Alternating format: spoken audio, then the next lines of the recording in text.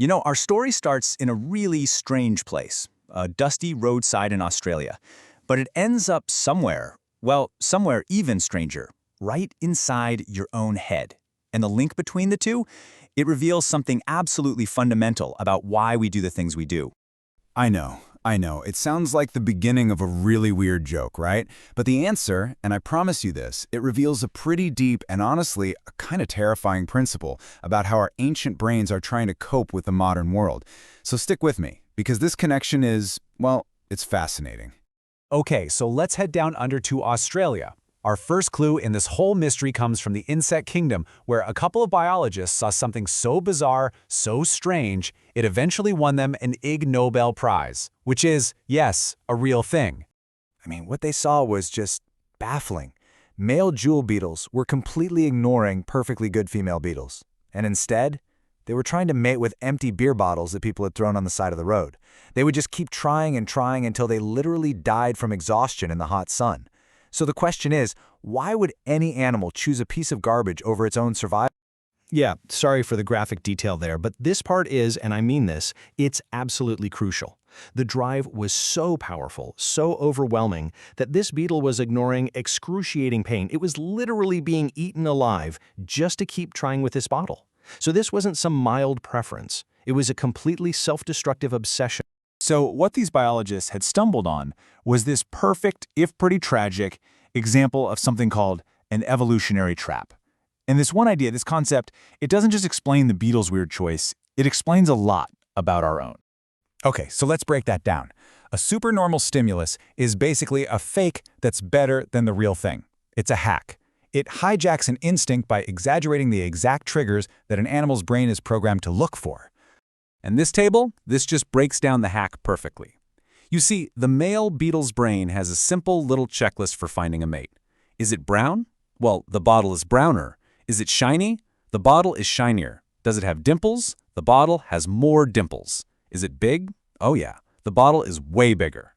The bottle took that checklist and cranked every single item up to 11. It was an irresistible super stimulus that the actual female beetles just couldn't compete with. So, okay, that's a weird story about a bug. But here's where we make the jump. Because our brains, for all their amazing sophistication, are running on some very similar, very ancient software. See, this is our internal motivation engine. When our ancestors found, say, a high-calorie patch of berries or a new mating opportunity, this circuit would light up. It releases dopamine and tells the brain, hey, that was good. Remember that. Do that again. It's a basic survival mechanism, but it has a very specific quirk. This old anecdote perfectly illustrates something that scientists now call the Coolidge Effect. Our brains are fundamentally wired to prioritize novelty. New things, new partners, new foods, new information, they all trigger a bigger dopamine hit than the stuff we're already used to. It's what pushed our ancestors to explore and, well, spread their genes. And it's that ancient hardwired drive for novelty that creates a massive vulnerability for us in our modern world.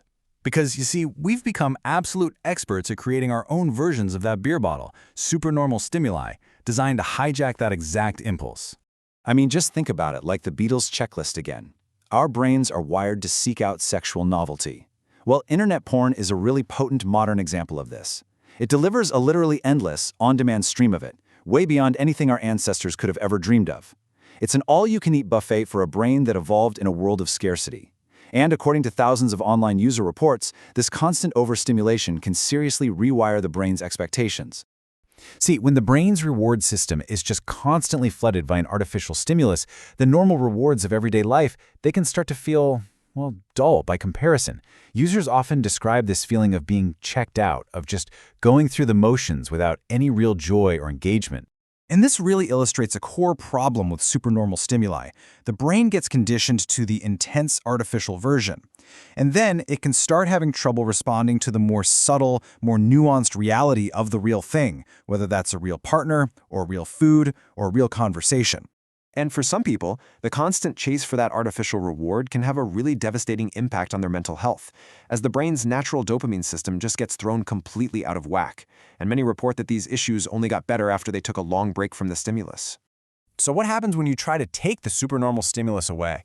Well, the brain doesn't just snap back to normal overnight. Oh no, it fights back. And that leads to a really challenging period of withdrawal and recalibration. People in these online communities have even coined a term for one of the most common and disconcerting withdrawal symptoms. They call it the flatline. It's this period where the drive for that reward just seems to completely shut down, which, as you can imagine, can be terrifying if you don't know what's happening. But here's the crucial thing to understand.